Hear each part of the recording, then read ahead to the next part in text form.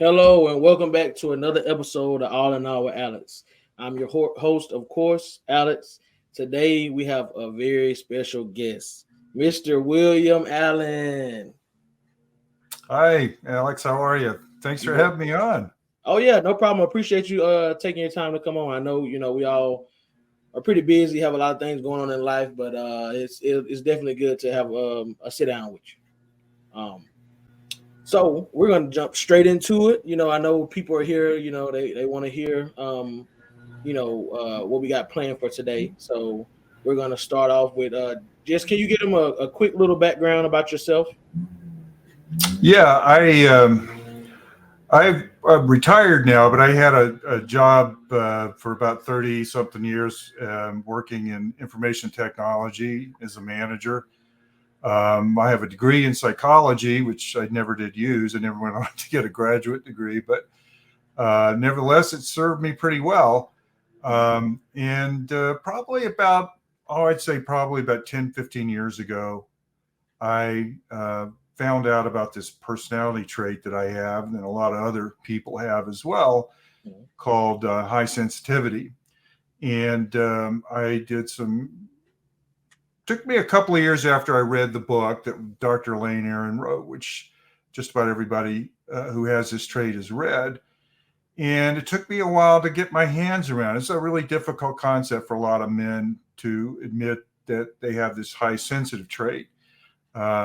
But once I got myself wrapped around that, I was able to start blogging about it and started doing that for a couple of years and realized that, I could probably write a book about this, specifically for highly sensitive men. So that's what I did. I wrote two books at once. The first book is called Confessions of a Sensitive Man. The other one is called On Being a Sensitive Man.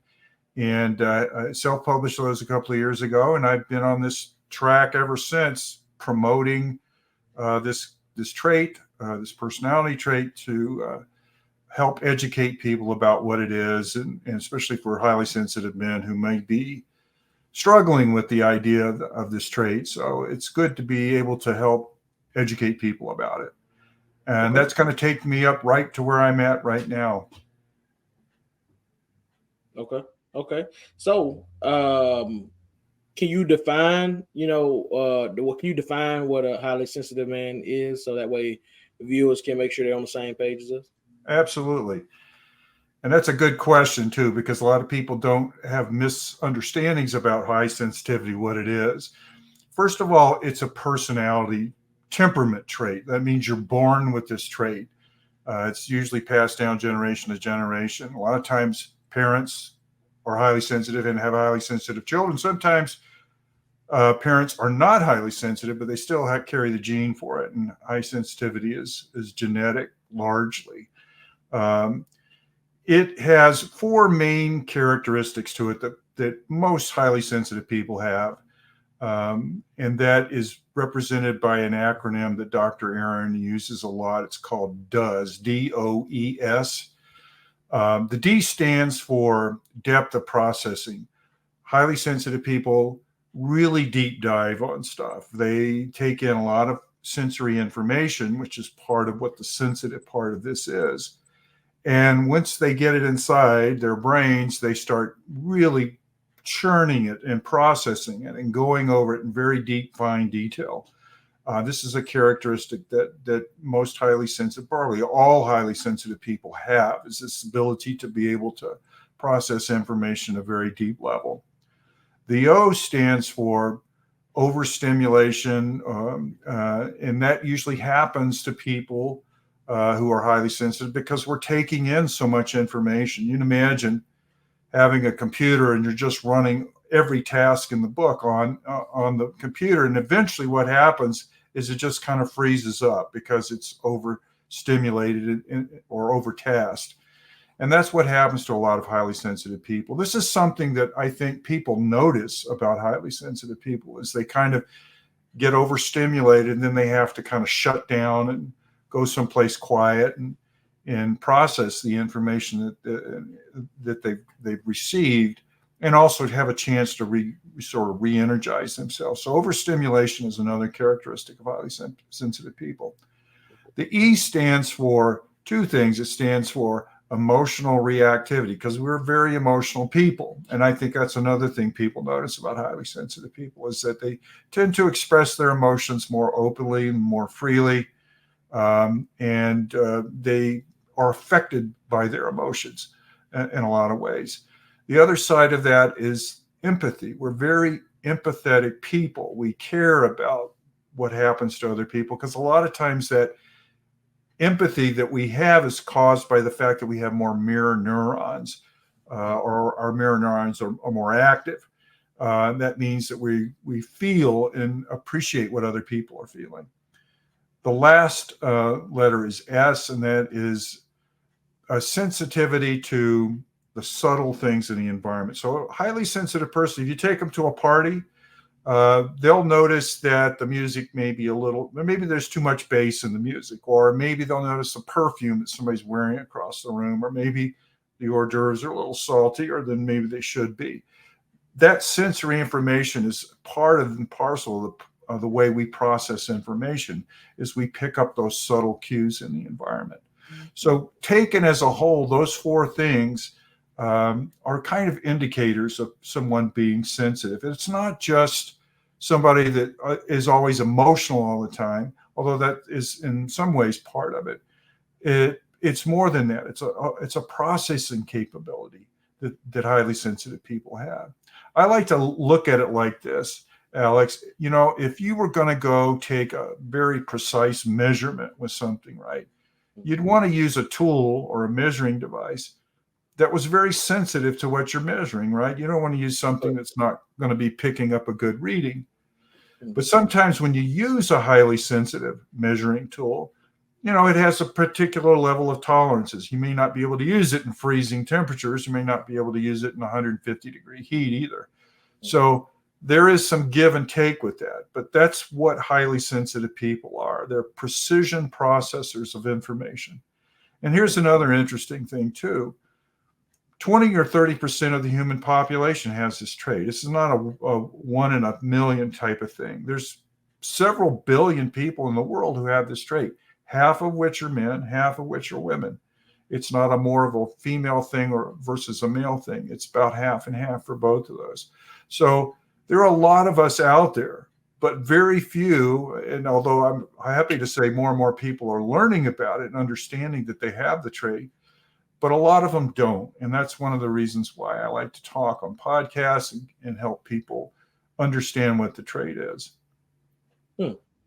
Yeah, that's pretty interesting. I mean, it seems like, highly sensitive people, they're very, I would say, very detailed by what you're explaining. They're very detailed and very, very observant. Exactly. And there's a reason for that. People say, well, why in the heck do we have highly sensitive people in the first place? Well, it's an evolutionary quality. It's sort of baked into the human population. You have a certain percentage of people that are going to be more cautious. They're going to be more aware of things that are going on in the environment. So long time ago, before we had, maybe the civilizations that we do today, and certainly the luxuries we have today, having highly sensitive people within your clan or your tribe or whatever was important, because they were the ones who noticed things like where the water was, where you eat, where danger might be. If you think of them like trail guides, if you're going to hike a trail that you've never been on before, it might be dangerous. And so you might want to have a person who knows the trail and picks up those kind of details. And that's what highly sensitive people, that's one of the original reasons why it's baked into the natural order. And it's not just humans. There's 100 animal species that show the same trait showing up in parts of their populations too. So it's not like a lot of people think, well, geez, that would be such a curse to be that emotional or that aware of things all the time.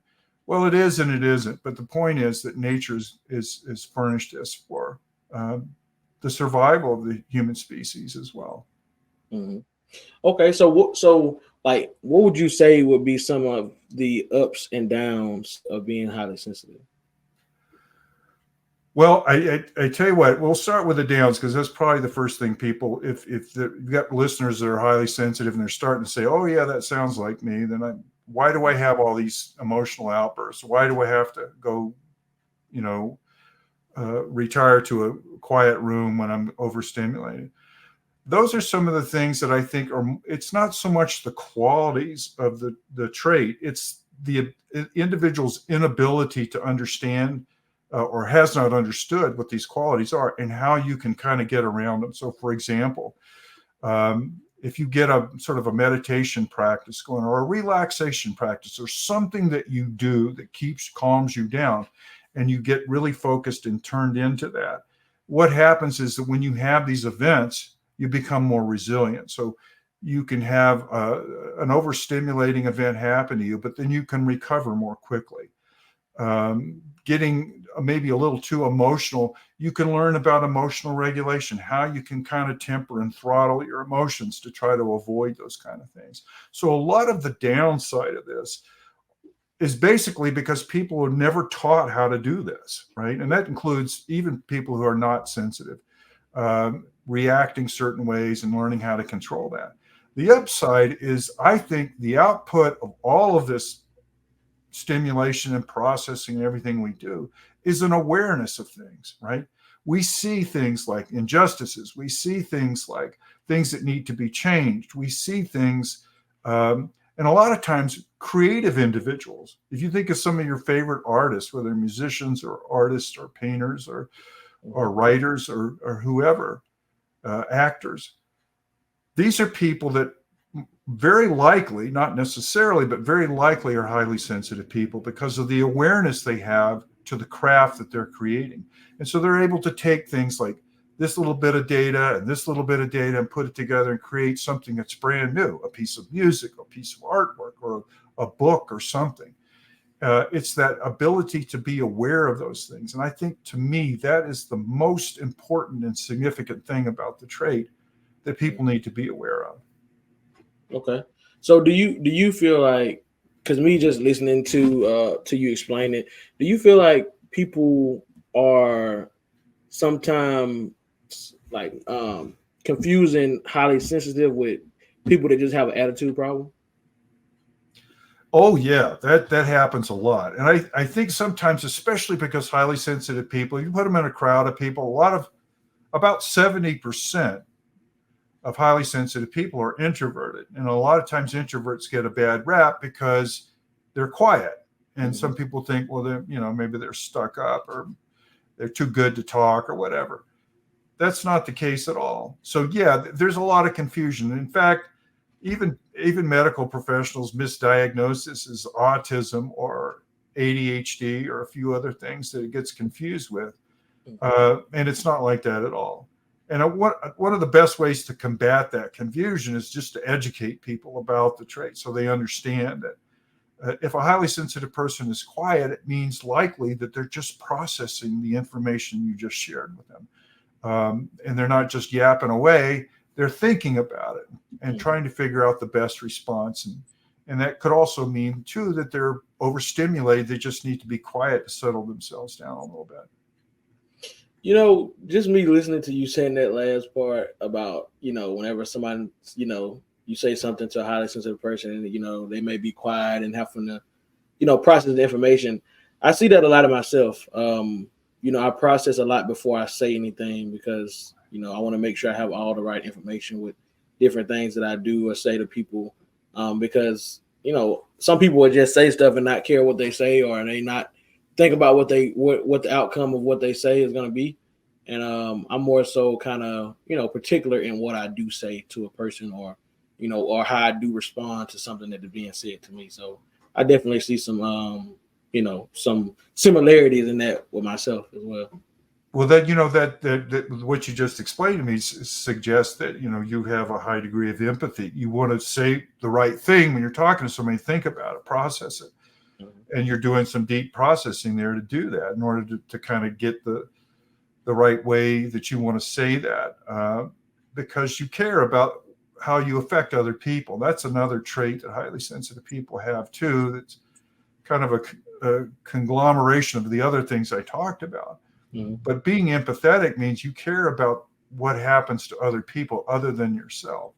Yeah. So yeah, that's very likely that those are some of the qualities that highly sensitive people have. Yes.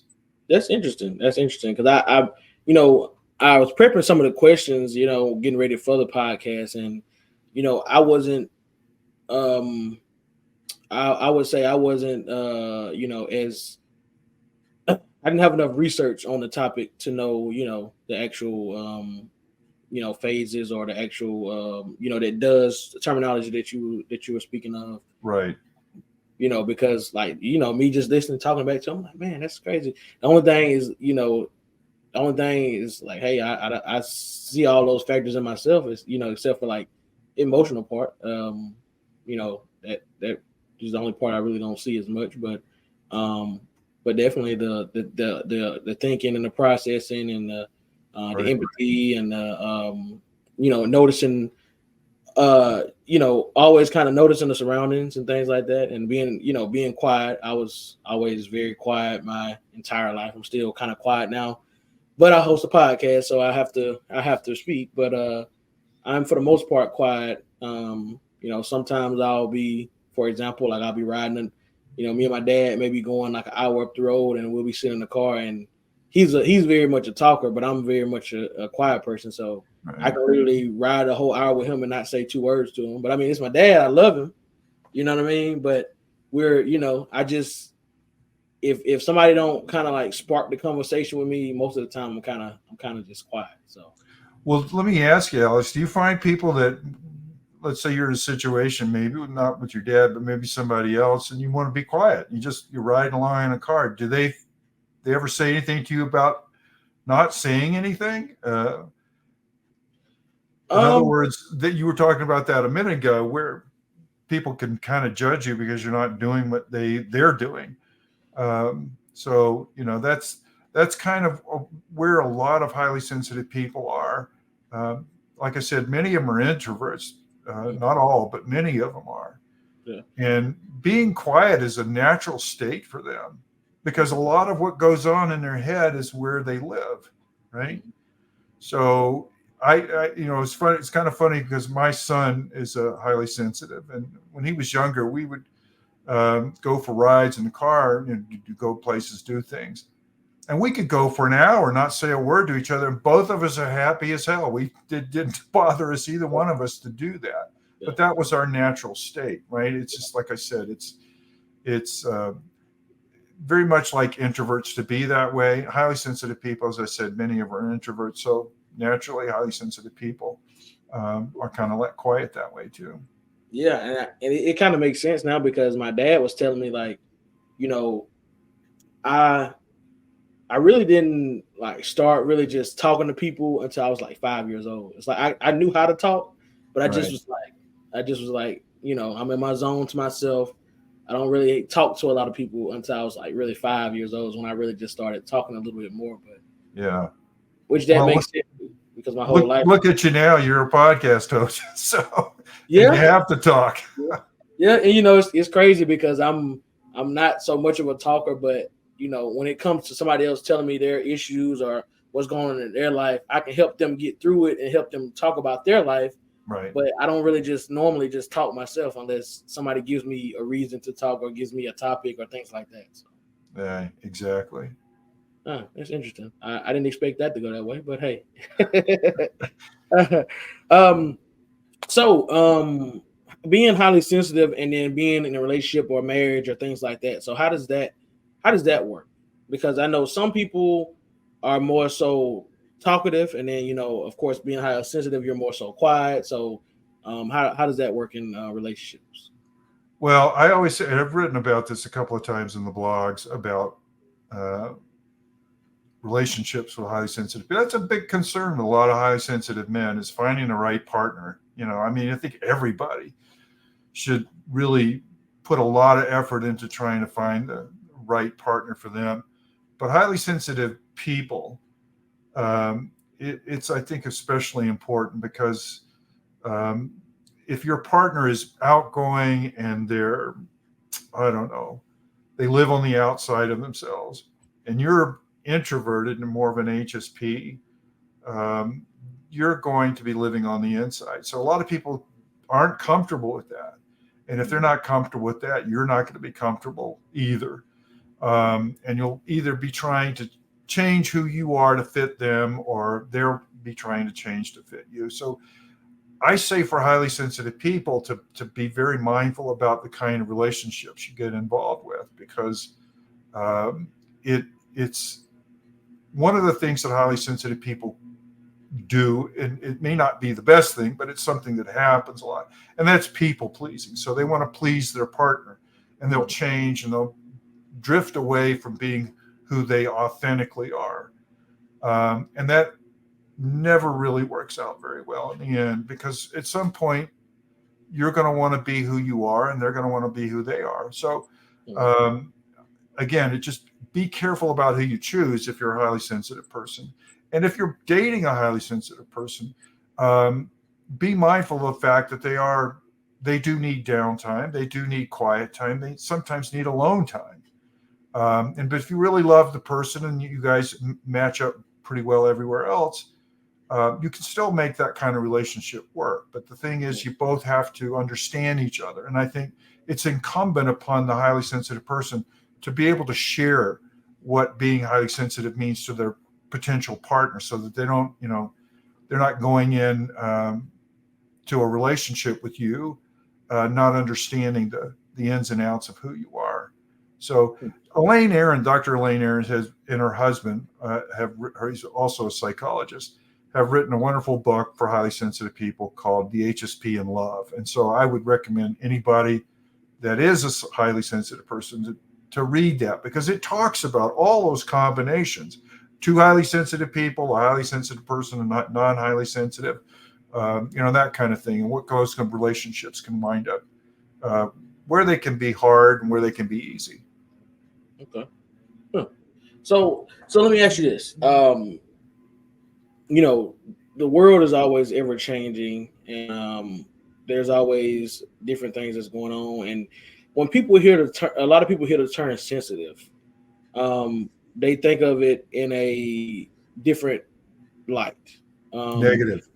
Yes. So yes, exactly. So how do you deal with hearing, like when you hear, like when you know that you're highly sensitive and you say it, and sometimes people may look at you, like a certain way, or Right. they're gonna automatically think the negative. Like, how do you deal with that?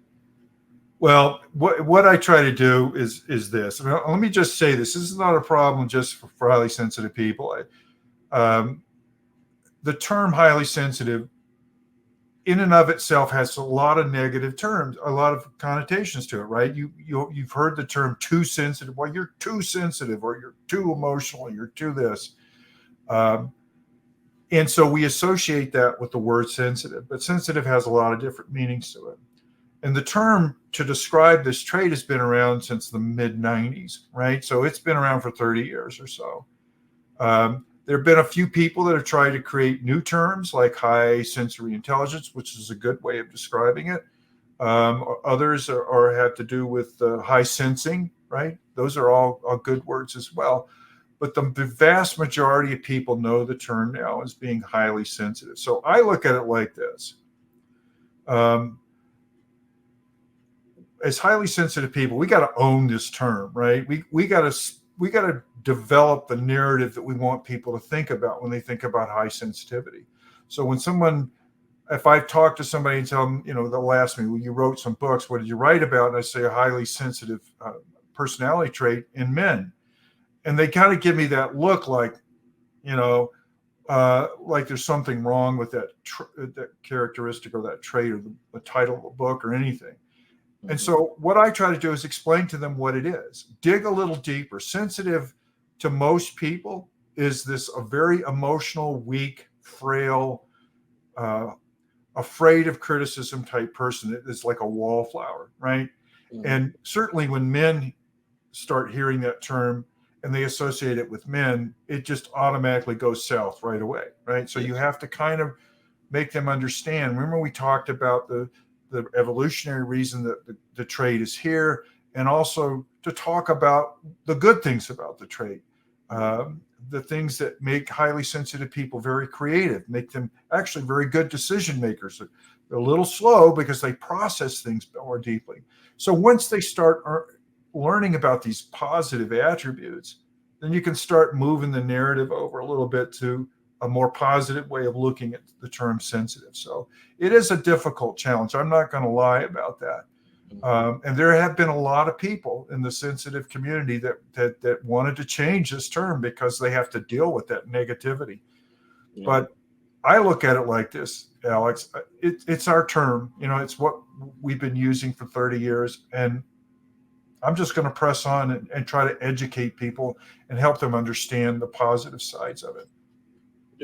Yeah. I mean, no shame in that, but it's just always good to highlight it so people can really understand because, sure.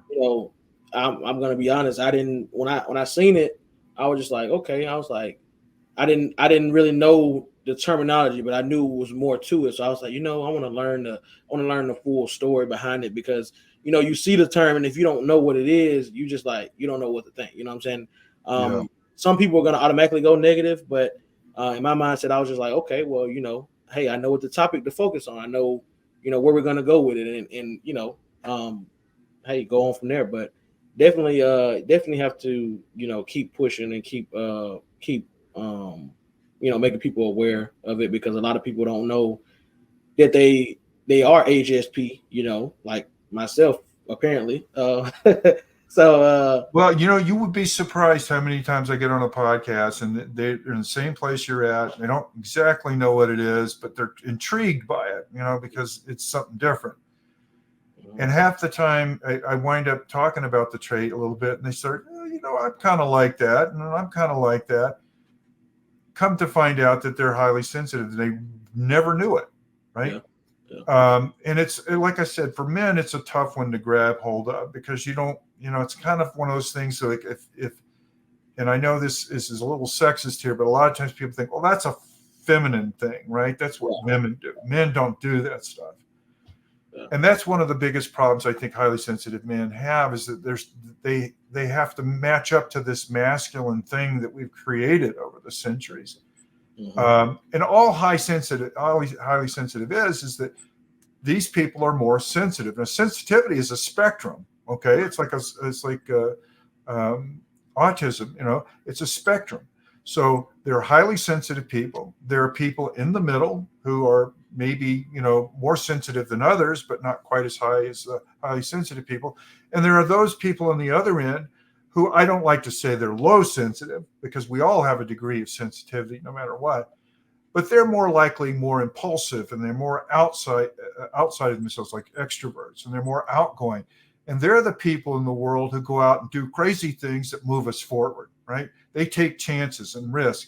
And highly sensitive people are on the other side of the spectrum, kind of saying, okay, hold on now, you keep driving like that, you're going to take us off the cliff, in the bus, right? So they're the ones who kind of put the brakes on, and the people on the other side are the ones who put the foot on the gas. So you have to have that to have a balance in society, and you have to have a balance in our species. So you could be anywhere on that spectrum. The highly sensitive people are on the higher end, but everybody has a degree of sensitivity or else they'd never survive.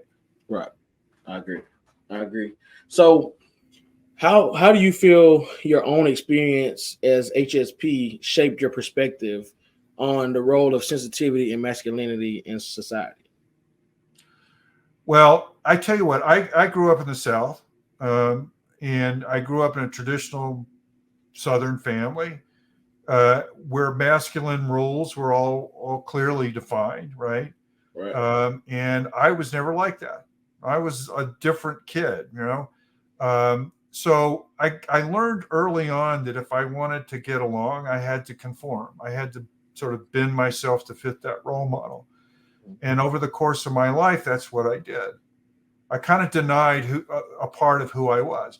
But you got to understand, when I was a kid, there was no such thing as high sensitivity. I mean, it existed, and it's existed throughout the history of humans beings. But the idea is that nobody knew about it. Nobody wrote about it. Nobody explained that it's a normal trait. And it wasn't until I was an adult, well, probably in my 50s before I even knew that this thing existed.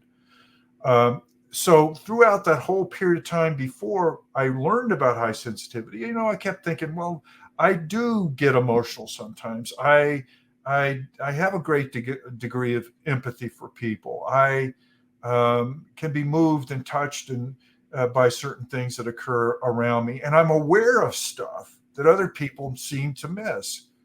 And so I kept thinking this is kind of a conflict of what I was taught what a man was supposed to be. And so I was always butting up against that throughout the course of my life. When I found out about the trait, Alex, honest to God, it took me about 10 years before I could get my hands wrapped around it, because I was fighting that. Think of all those years of conditioning telling me this is what a man's supposed to be. This is what masculine is. And those things that you have that are the softer side of you, the more emotional side of you, that doesn't fit in there somehow. Right. So I was butting against those things through that time. Well, finally, I actually retired and got out of my corporate job, and I started doing my own business, and I started writing about this. And as I wrote about it and learned about it, I started to realize what we're talking about is not a masculine thing or a feminine thing. We're talking about a human thing. Mm-hmm. This goes with human beings. Emotions are programmed into human beings. And to tell a certain segment of the population, the male population, you can't have emotions. You can't express things like that. I mean, it's okay for a man to be angry, but it's not okay for him to be tender. It's not okay for him to be sad and show tears and stuff like that. That's not right. That's a human thing. So as I started writing and finding out more about that, I started saying, you know what, I tell you what I'm going to do. I'm going to start redefining what masculinity is to me. And I did that. And I became more comfortable with the idea that this is the way we're programmed to be. Masculinity, femininity, those things are all cultural constructs. There's stuff we made up a long time ago about how men are supposed to be and how women are supposed to be. And you notice now, you're a young guy, you're seeing this stuff happening where people are shifting. Women do men's jobs, men do women's jobs. The thing is that what we're doing is we're realizing that we're human beings and we all deserve the right to be a human being. And that's what I think. Hope I'm answering your question, because that's how it took me to where I am, about embracing my sensitivity, embracing the fact that I can be a sensitive man and still be a man. And there's nothing wrong with that. Right. Yeah, I definitely agree. Yeah, you definitely answered the question. I mean, the going in depth is definitely helpful, especially for, other people that still, on the fence about it, or are trying to figure out, what side they're on, as far as are they, highly sensitive, or are they not highly sensitive, or is their spouse or whatever highly sensitive, or are they not highly sensitive, things like that. So, so in your experience, how do the experiences and needs of highly sensitive men differ from those of highly sensitive women? Of highly sensitive women? Was a question? So in your experience, how do the experiences and needs of highly sensitive men differ from those of highly sensitive women? Well, I think for men, truly, high sensitivity, the trait runs through both male and females the same way. It's processed the same way. What is different mainly is the fact that I think that men have, like we were saying a minute ago, the masculine sort of definitions that we've got in our head. Those are some of the conflicts that highly sensitive men have. And I think their needs are the same as the highly sensitive women are. They want to be accepted. They want to be loved. They want to be able to be who they are, be authentic, be true to themselves. But because I think the main difference between men and women is that it's more acceptable for women to be highly sensitive in our culture. We just sort of expect women to be that way. Right. But men, we don't. And so the highly sensitive men have to kind of overcome that And as just like I did, you have to at some point say, the hell with it. I'm going to be who I am. And I'm going to accept the fact that I'm a sensitive man and be okay with that. And the minute I did that is the minute I started really allowing myself to be who I was. And man, that's liberating. That's like giving yourself permission to be you. And that makes a big difference. Yeah, that's yeah.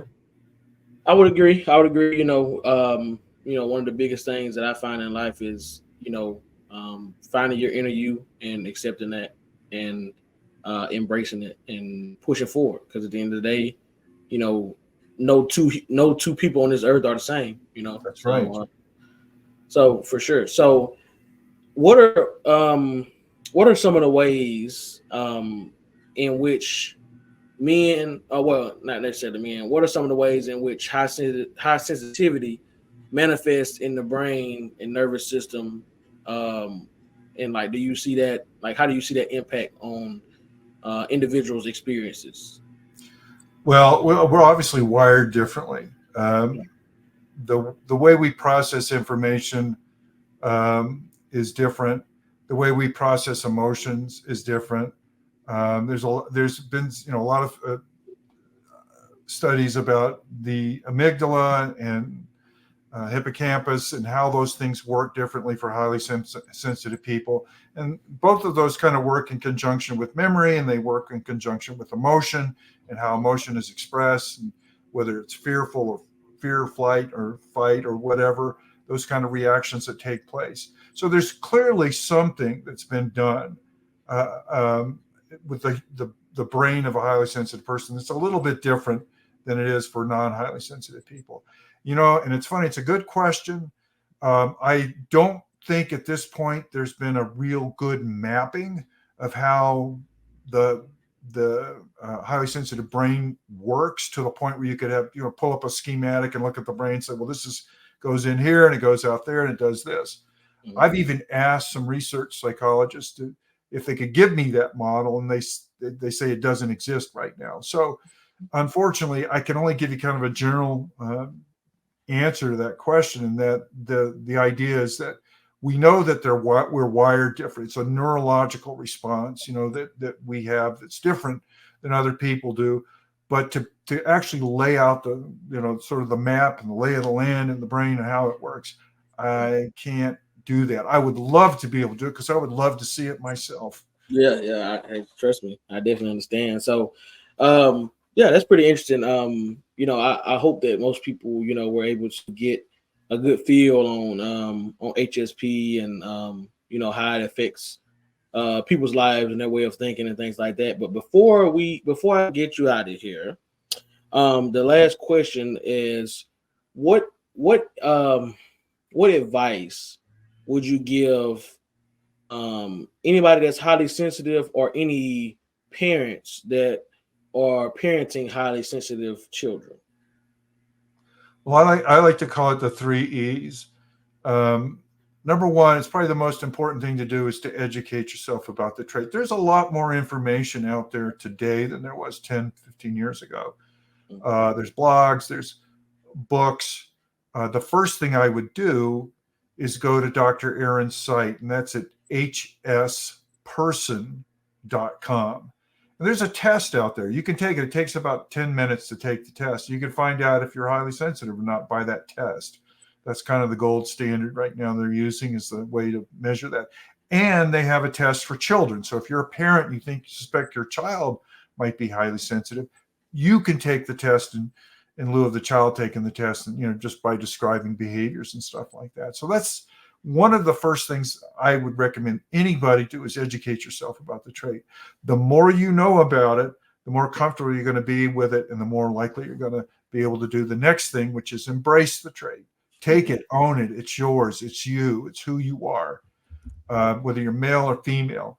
So be able to embrace that trait. And by doing that, you also give yourself permission to let go and be yourself, be who you are. And believe me, as I said, that's a very liberating experience. No matter where you are in your journey in life, whether you're older like me or younger like you, if you can do that, whatever remaining time you have, it's going to be a lot more enjoyable. And finally, I call the third E is evangelize. Once you understand about the trait, and once you embrace it in yourself, share that with people you know. Let people, what'll happen is you'll start noticing it in people. You go, God, I bet that guy's a highly sensitive person, or I know she's in HSP. I can tell by the way she does this. Talk about it with them. Explain the trait. If they don't know, make sure you understand. And those three things are, I think, the best things that they can do. Okay. Well, hey, that's very interesting, and I hope the listeners definitely got a lot of knowledge out of this, and hopefully they visit the website to find out, if they carry the trait, or if they're kids or anything like that, so that way they can make sure that they follow the 3 E's, and then we can. I feel like once each person knows who they are truly, and then they embrace it and things like that, I feel like it just ultimately makes the world a better place, because now you're in a better position of knowing who you truly are. So then whenever you get into a relationship and have a significant other, then now you're able to explain to that person who you are. So now you both are on the same page going forward. Absolutely. So definitely. So I definitely thank you for your time. I appreciate you taking the time out and out of your busy schedule, come on the podcast to let the viewers know about HSP. So, anything else that you want to tell the people before we wrap it up? No, unless you want to visit my website, which is thesensitiveman.com. You can see if you are an HSP and you're an HSP man, I also have a men's group that meets online too. So lots of stuff you can learn from that as well. But thanks, Alex. I really appreciate you having me on. I enjoy our conversation today, and thanks again. Oh, yes, sir. No problem. Same here. I definitely, so all those links, anybody watching, all those links will be in the description to his website and, things like that. So make sure you guys go check it out. And, hey, you guys just watched another episode of All in All with Alex. See ya.